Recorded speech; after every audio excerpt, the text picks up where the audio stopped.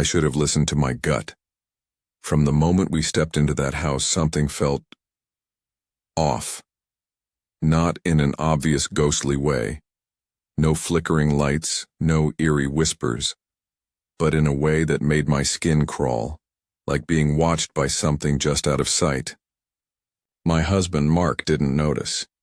He was too busy admiring the spacious living room and talking about how we'd finally found our dream vacation home.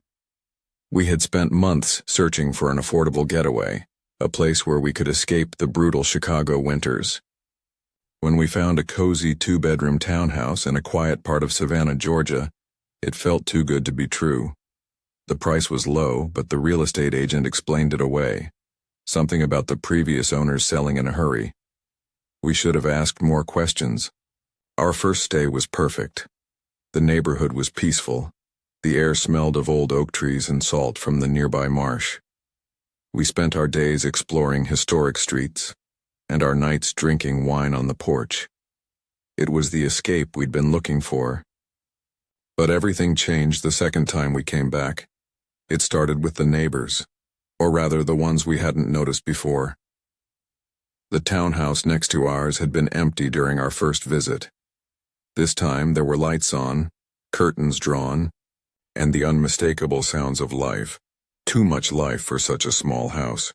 Laughter, yelling, and what sounded like furniture being dragged across the floor at odd hours. Must be a big family, Mark muttered as we carried our luggage inside. That first night we were jolted awake at 2 a.m.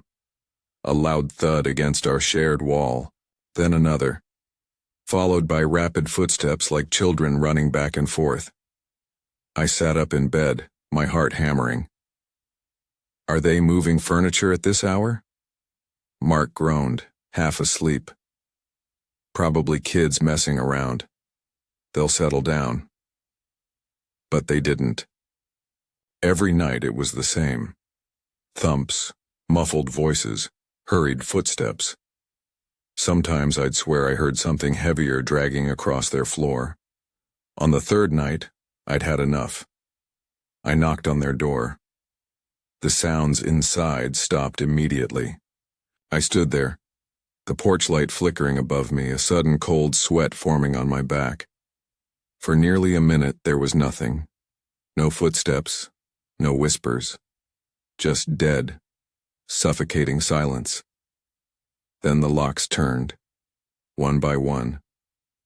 The door opened just a crack, revealing a woman, small, pale, with hollow eyes that seemed too wide for her face. She wore a long, dark dress that hung loosely over her frame as if she'd been wearing it for days.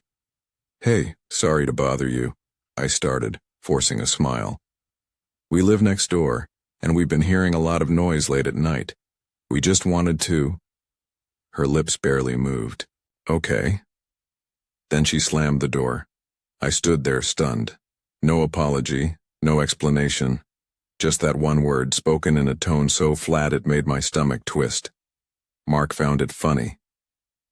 Well, at least she didn't curse you out. But I couldn't shake the feeling that something wasn't right. The next night the noise stopped completely. Not just the dragging or the thumping, everything. And somehow that silence felt so much worse. By the end of the week, I was convinced they weren't just bad neighbors. There was something deeply wrong with them. But I had no idea just how much worse it was going to get. The quiet should have been a relief, but it wasn't. It was unnatural. For 5 nights after confronting the woman next door, there was nothing. No more dragging noises, no more running. Not even the faint sound of a television. It was as if the house had gone completely still. At first I told myself they had gotten the message. Maybe they realized they were being inconsiderate. Maybe they left. But deep down I knew that wasn't it. Something about that silence made my skin crawl. It felt watched. Mark tried to laugh it off, but even he started getting uneasy. "Maybe they're just quiet people," he said one night as we locked up. "Or maybe we scared them." I didn't respond. Because if we had scared them, why did it feel like they were the ones scaring us? Then, on the sixth night, something happened that shattered any illusion of normalcy. The smell. I woke up at 3:17 a.m. exactly. At first I didn't know why, then it hit me. The air was thick, a sharp, rotten stench that clung to the back of my throat. It was overwhelming, like meat left out in the summer heat. I gagged, covering my nose. "Mark, do you smell that?" He was already awake, sitting up, his face twisted in disgust. "Jesus Christ, and what the hell is that?" I stumbled out of bed and checked the kitchen, the garbage, the sink. Nothing. But the smell was stronger near the living room wall, the one we shared with the neighbors. Mark put his hand against it. "It's coming from their side." A sick realization bloomed in my chest. Something wasn't right in that house. The open door. The next morning, we called the HOA to complain. They said they'd send someone to check, but I wasn't willing to wait. By midday, I was standing outside the neighbor's house, my stomach in knots. I knocked. No answer. I rang the doorbell. Still nothing. Then, as I turned to leave, I noticed something. The door wasn't completely shut. It was open just an inch. Mark hesitated. "We shouldn't," but I was already pushing it open. The smell hit me in full force, hot and wet and rotting. I gagged, covering my nose. Flies buzzed somewhere deeper inside. The house was dark. No furniture. No decorations. Nothing. Just bare floors and a thick layer of dust, as if no one had lived there for years. But that was impossible. We heard them. We spoke to her. Mark pulled me back. "We need to go." But I took one step inside. Just one. And that's when I saw it. The stairs. The carpet was dark, stained. Something had seeped down each step, dried into the wood below. Blood. I choked on a scream. My brain struggled to make sense of it. "Mark, call the police." Then we heard it. From upstairs. A single dragging footstep. Then another. Something was still up there. Mark grabbed my wrist, yanking me back so hard I nearly tripped. We ran out, slamming the door behind us. I don't remember dialing 911. I don't remember what I told them. All I remember is the way the officers looked at us when they came out of the house, like they'd seen something they wished they hadn't. The truth, they never told us everything. What we did learn was this. The family that lived there hadn't lived there in years, a husband, a wife, and 3 kids. They went missing nearly a decade ago. Their names still sat in old police reports. No one ever found them. No bodies, no suspects, nothing. But someone had been there. We heard them. We saw her, and whatever was inside that house had been watching us too. We sold the place within a month. I don't care how much money we lost. I never wanted to set foot in that town again. But sometimes, late at night, I still wake up at 3:17 a.m., and for a few seconds, just before I open my eyes, I swear I can still hear the dragging footsteps. I never believed in ghosts, not until I saw him. It started the week I moved into my new house. It wasn't anything extravagant, just a 3-bedroom home with a pool in the backyard, nestled in a quiet neighborhood in Jacksonville, Florida. A fresh start. That's what I told myself. I needed one. My wife, Laura, had passed away 6 months earlier. Breast cancer. We had fought it together, but in the end, the disease won. I was left with a house full of memories I couldn't escape. So I sold it, packed up everything, and moved south, hoping that the Florida sun could burn away the grief that clung to me like a shadow. But I brought something with me. Or maybe it was already waiting. The first few nights were normal, unpacking, adjusting, filling the empty spaces with furniture that didn't belong to her. The house had a certain stillness, the kind that comes with a place that's been empty for too long. Then, on the fourth night, something strange happened. I was in bed when I heard it, the sound of water, a slow, rhythmic sloshing like someone was wading through a shallow pool. At first I thought it was a leak, maybe the pool filter malfunctioning. But when I looked out the window, my stomach clenched. The pool lights were on. I was sure I hadn't turned them on, and worse, the water was moving, not like a breeze across the surface, but as if something was in there. I stood frozen, watching as ripples spread outward from the deep end. Then they stopped. The surface went completely still. I told myself it was nothing, an animal, maybe a bird. But that night I locked the back door. The first glimpse. The next morning I tried to shake the feeling. I went into town, picked up groceries, stocked the fridge. Normal things. I even convinced myself I had imagined it. But then, later that afternoon, I saw him. I had just come back from a run and was heading to the kitchen for some water. As I passed the sliding glass doors, something made me stop. There was a boy standing at the edge of my pool. He was small, maybe 10 years old, wearing a faded white t-shirt and dark shorts. His hair was dripping wet, water pooling at his feet. I blinked, my mind struggling to catch up. A neighbor's kid? No. There were no houses directly behind mine, just trees. Maybe he had wandered over, but how had he gotten in? I stepped closer. "Hey, kid." He looked up, and my blood turned to ice. His skin was gray. His lips had a faint blue tint like he had been out in the cold for too long. But what made me take a step back, what made my breath catch in my throat, was his eyes. Wide, empty, like the reflection of a lake at night. I blinked, and he was gone. Not ran away, not jumped into the pool. Just gone. The deck was dry. No puddles. No wet footprints. Like he had never been there at all. Something in the water. That night, I didn't sleep. I kept telling myself it was my imagination. Stress. Grief. A trick of the light. But deep down, I knew better. The next day, I avoided the backyard.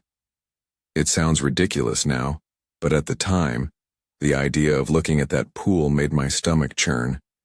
But as the sun started to set, I couldn't help myself. I forced my feet onto the deck. The water was calm. I let out a breath. Maybe I really was losing it. Then as I turned to go back inside, a single ripple spread across the water. And I swear to God, I heard something breathe. I should have left. Every instinct in my body told me to pack my bags and run. But fear does something strange to the mind. It makes you second-guess yourself, convinces you that maybe it's all in your head. So I stayed. And that was my mistake. The handprint, the next morning I went outside, determined to prove to myself that nothing was wrong. The sun was high, the sky was clear, and the pool looked just like any other pool. But as I stood there, something caught my eye. A single wet handprint on the concrete. Small, child-sized. I stepped closer, my breath shallow. The shape of the fingers was unmistakable. But what made my stomach turn was the smell. A faint, sickly scent of chlorine and something else, something rotten. I looked around. No footprints leading to or away from the print. Just the hand. Like something had crawled out of the water. Dragged down that night, I locked every door, shut every blind. I even left the bathroom light on like a child scared of the dark. But fear doesn't care about locked doors. Sometime after midnight, I woke up gasping. A sound had pulled me from sleep. Water. Not the gentle lapping of the pool, but violent splashing, like someone was drowning. I bolted out of bed, my heart hammering against my ribs. Through the window I could see the pool lights glowing a pale, eerie blue, the water thrashing violently. I grabbed my phone, rushing for the door, my fingers trembling as I fumbled with the lock. Then, the splashing stopped. Just like that. I froze. The silence was suffocating. My breath came fast, shallow. Then something moved. At the far end of the pool, half submerged, was the boy. His back was turned to me, his small frame trembling. Water dripped from his soaked clothes, rippling outward in the now still pool. Every part of me screamed to turn around, to run back inside and pretend I never saw him. But I stepped closer. "Kid?" My voice barely came out. He didn't move. I swallowed hard. "Do you need help?" Slowly, so slowly, he turned his head, and I finally saw his face. His skin was bloated, sickly pale, stretched too tight over his skull. Water spilled from his open mouth, trickling down his chin like something had been living inside his lungs. His eyes, oh God, his eyes were nothing but black, bottomless pits. And then he smiled. Before I could move, before I could even scream, a hand shot up from the water. Not his. Another one. Pale. Rotting. Fingers curling around his ankle. And it pulled him under. The water churned violently for a second, then went completely still, like he had never been there. The missing boy, I don't remember running inside. I don't remember locking the door. But I must have, because when I came to, I was sitting in the dark, phone clutched in my shaking hands. I dialed 911. When the officers arrived, I told them everything. About the noises, the boy, the handprint, the pool. I expected them to laugh. I expected them to tell me I was crazy. But they didn't. They exchanged a look. A heavy, knowing look. One of them sighed. "You should sit down." And then they told me. The body in the water. 10 years ago, a boy named Daniel Carter drowned in this pool. His mother had left him outside for just a minute.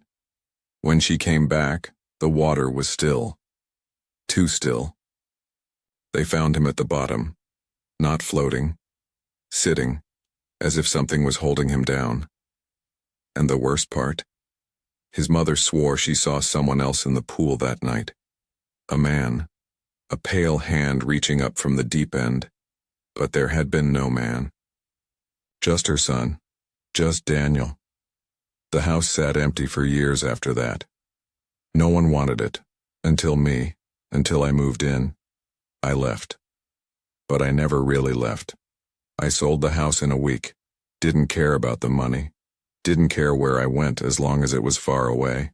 But sometimes when I close my eyes, I still hear it. The slow, steady slosh of water, the quiet breathing behind me. And sometimes, just before I drift off to sleep, I hear the soft sound of footsteps across wet concrete. I didn't know my mother's parents. I never met them. Never got a single phone call, never saw a picture of them on the walls growing up. It was like they had never existed.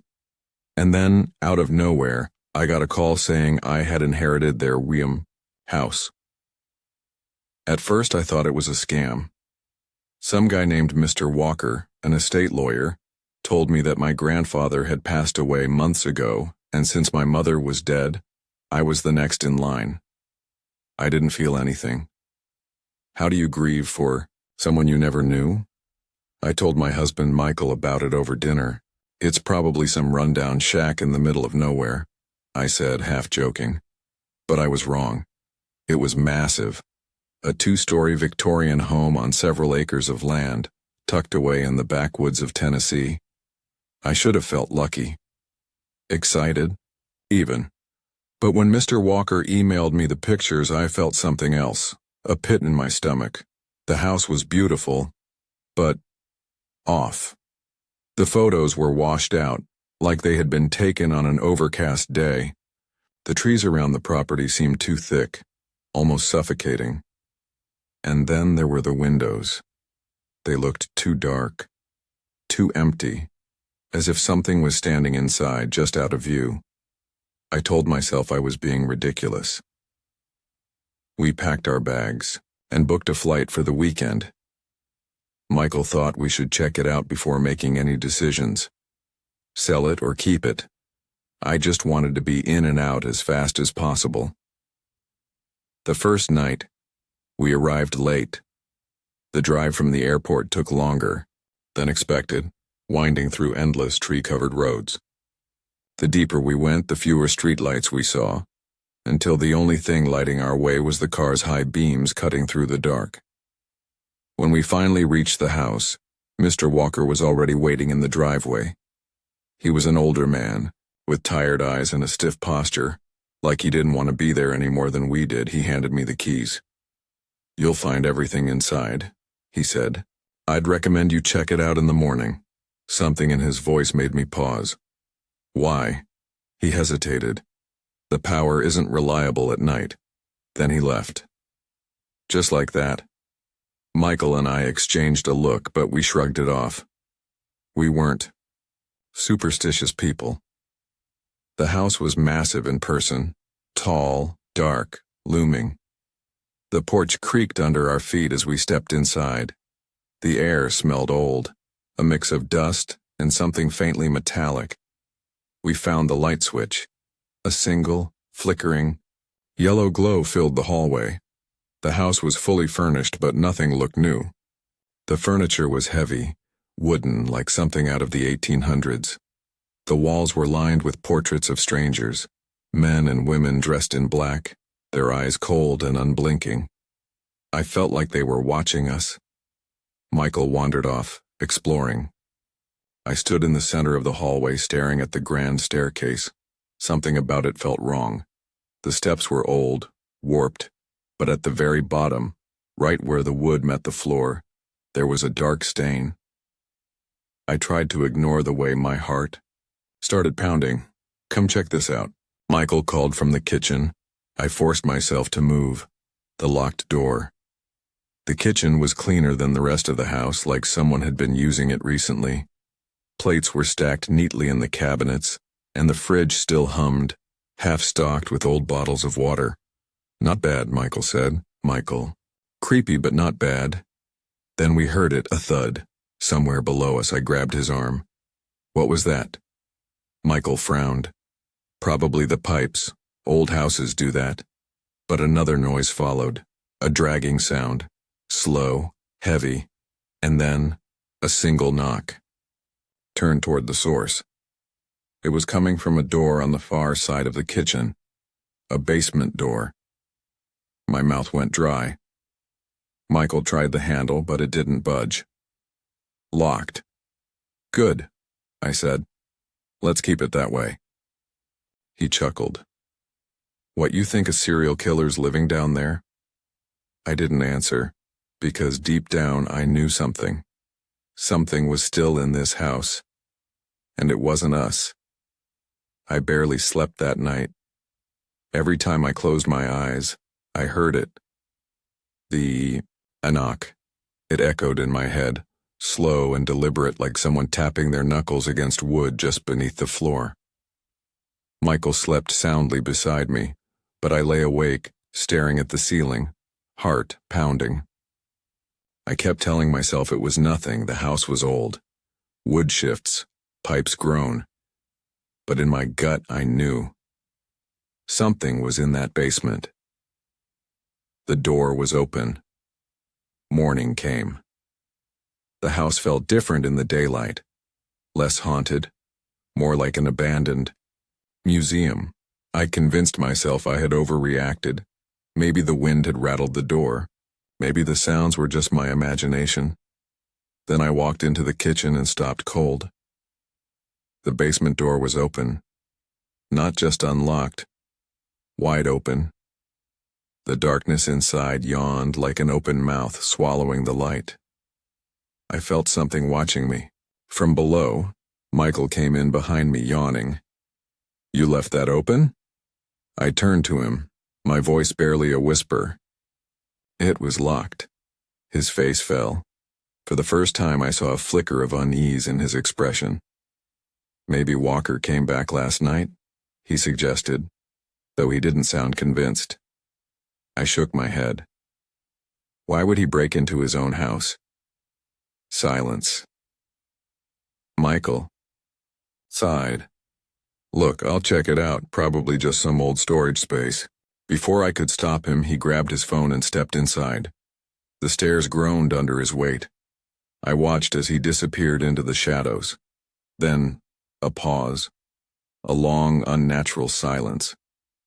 Then I heard him gasp. "Jesus Christ." My stomach twisted. What is it?" No answer. I swallowed my fear and followed. The body beneath. The basement was colder than the rest of the house. The air was stale, damp, filled with the scent of mildew and something else, something sour.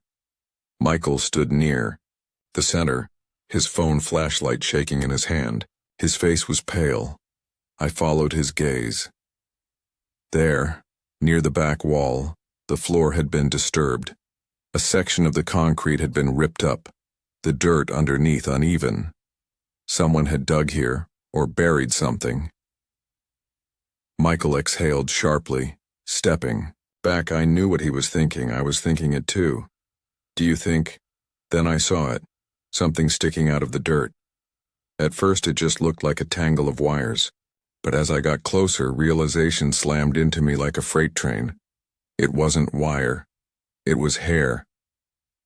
A clump of gray, matted hair poking through the soil. I felt my knees go weak. Michael grabbed my arm. "We need to call the cops. Now." I nodded, my throat tight. I fumbled for my phone with shaking hands, but before I could dial, something moved. Not us. Not the house settling. The hair shifted, like something underneath was breathing. I heard Michael whisper, "Oh, fuck that." And we ran. The truth about my grandparents, the police arrived within an hour. They took one look at the disturbed floor and called in a full investigation. We sat outside on the porch, barely speaking as they dug. After what felt like an eternity, one of the officers approached, his face grim. "You might want to sit down for this." I braced myself. "The remains belong to a woman," he said. "Judging by the state of decomposition, she's been down there for at least a decade." My blood ran cold. A decade. That meant I inherited a house where my grandmother had been buried, and then the officer said something even worse.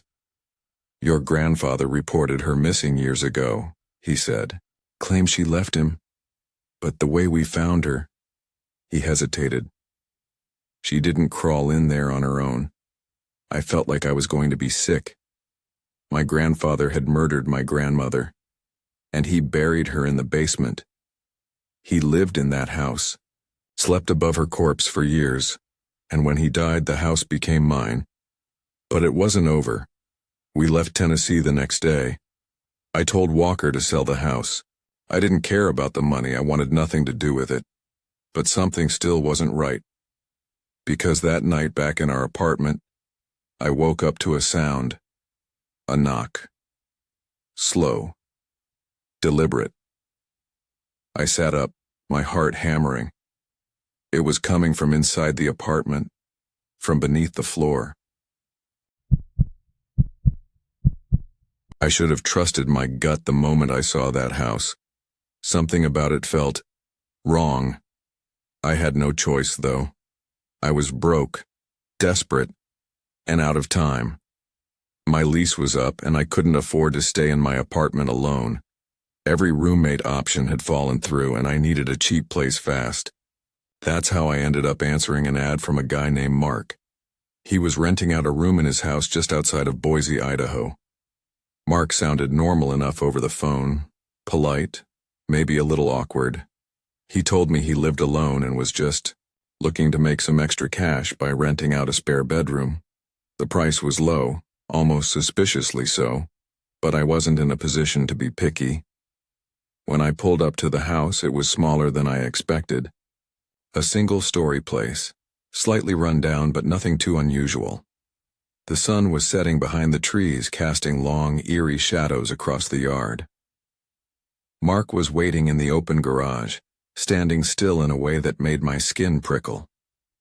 He looked average, mid-30s, slim, short brown hair. The kind of face you'd forget if you passed him on the street, but something about his expression unsettled me, like he was trying too hard to seem friendly.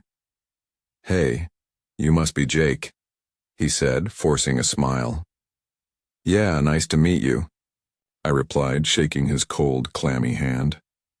The house was modest, with outdated furniture and a strange smell, like something damp that had been covered up with air freshener.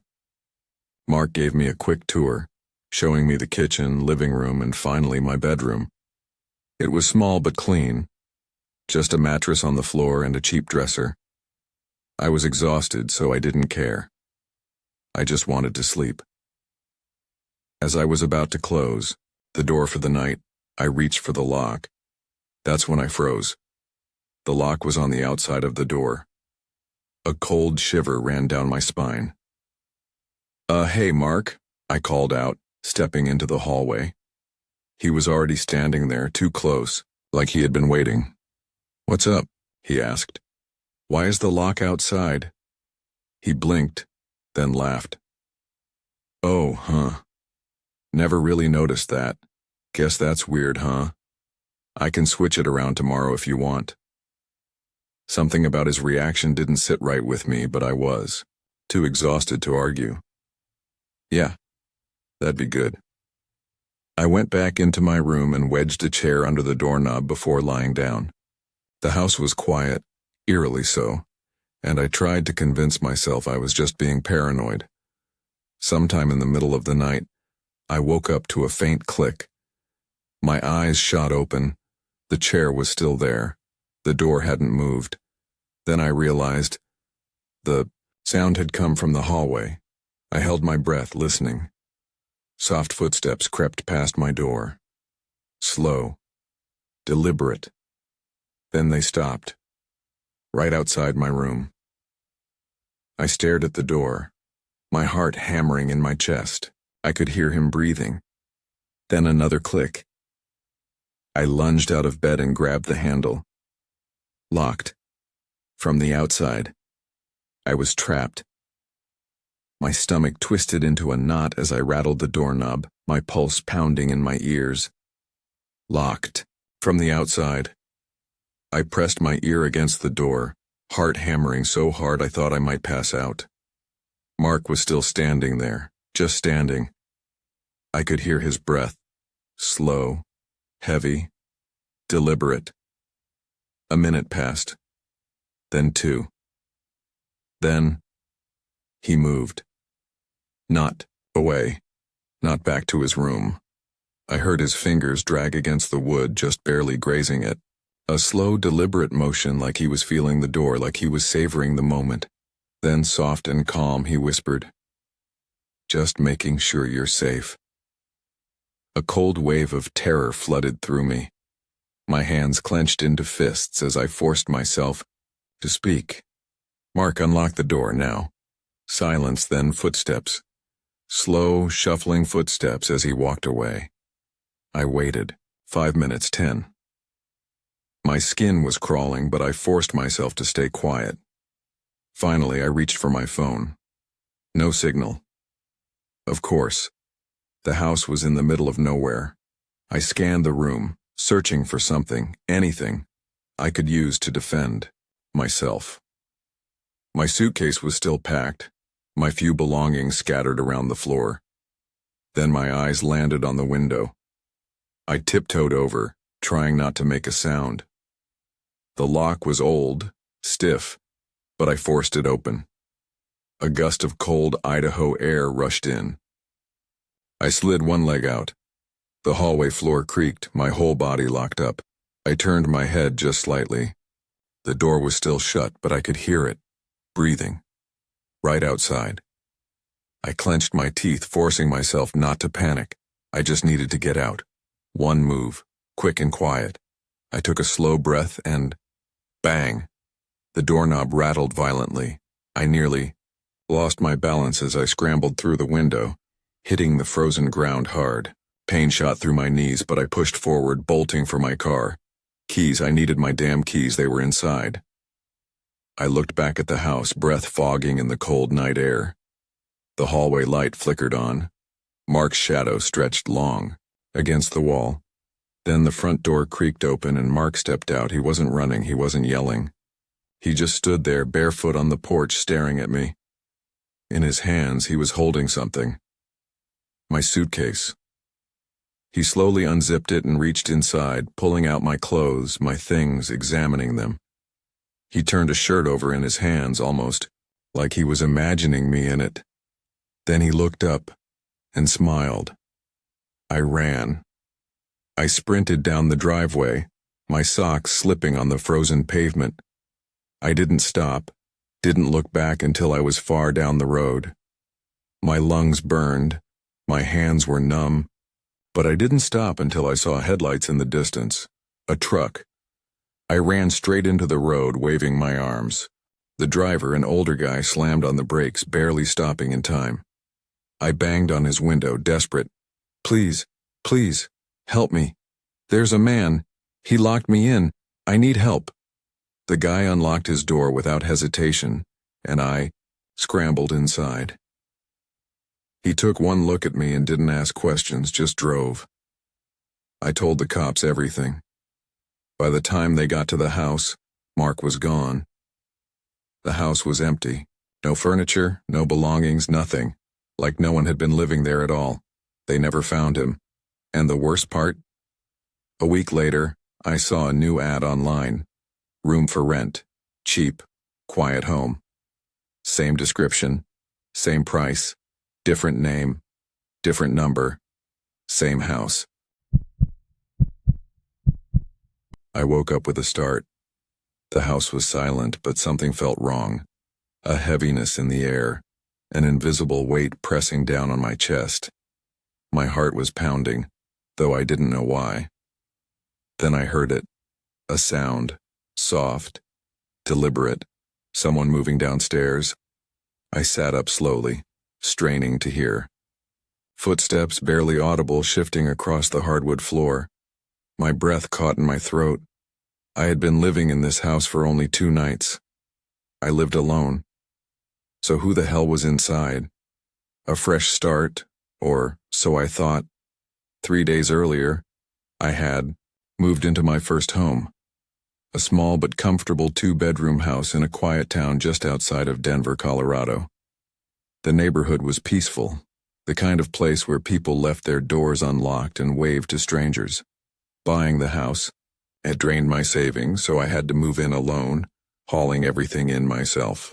By the time I finished, my back ached, my hands were numb from the cold, and all I wanted was sleep. That first night I passed out on the couch, too exhausted to set up my bed. At some point in the night, I woke up to a noise outside. Crunching, snow, someone walking up to my porch. I held my breath, waiting for a knock. It never came. The footsteps stopped right outside my front door. Then, nothing. Minutes passed, maybe more. I stayed perfectly still, waiting. But eventually exhaustion won. I convinced myself it was nothing, just my imagination, or maybe a neighbor passing by. I let my eyes drift shut. I shouldn't have. Because when I woke up the next morning, my front door was unlocked. I was sure I had locked it before bed, but maybe I was just tired, maybe I had forgotten. That was the excuse I told myself. Until it happened again. The next night, I checked. I triple-checked. The front door was locked, but when I woke up, unlocked. I felt something deep in my gut then, that primal, suffocating dread. Someone had been inside, and I had slept through it. I sat in bed, frozen, barely breathing. The soft creak of footsteps moved through the house, slow and careful. Whoever was inside, they weren't in a hurry. I reached for my phone. My hands were shaking so badly I almost dropped it. I pressed 911 and held the phone to my ear, my pulse pounding in my skull. 911, what's your emergency? I opened my mouth to speak. Then the footsteps stopped. Right at the bottom of the stairs. A long, suffocating silence filled the house. I pictured him, standing there in the dark, listening. Then one step. Up the stairs. My body went ice cold. Hello? The dispatcher asked again. I forced my voice low, barely a whisper. Someone is in my house. Stay where you are. Officers are on their way. Do you have a way to... The footsteps continued. One step, then another. Slow, deliberate. I scrambled back, looking for anything I could use as a weapon. A lamp, my phone charger, anything. The footsteps reached the top of the stairs. I squeezed my eyes shut, gripping the phone like a lifeline. Don't come in. Don't come in. Then, a door creaked open. Not mine. The guest bedroom. A wave of nausea hit me. The intruder was in there, waiting. I gritted my teeth and made my decision. Run. I bolted, ripped open my door, sprinted down the hall past the guest room, and the door swung open. I saw him. A man. Tall. Thin. Standing perfectly still in the darkness, his head slightly tilted. I didn't stop. I flew down the stairs, nearly tripping, throwing myself at the front door. My fingers fumbled with the lock, then I felt it. Breath right behind me.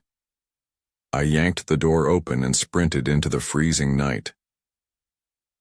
The second I hit the street, red and blue lights flashed down the road. A police car skidded to a stop, and I stumbled toward it, waving frantically. By the time the cops entered the house, he was gone. No sign of forced entry. No sign of anything missing.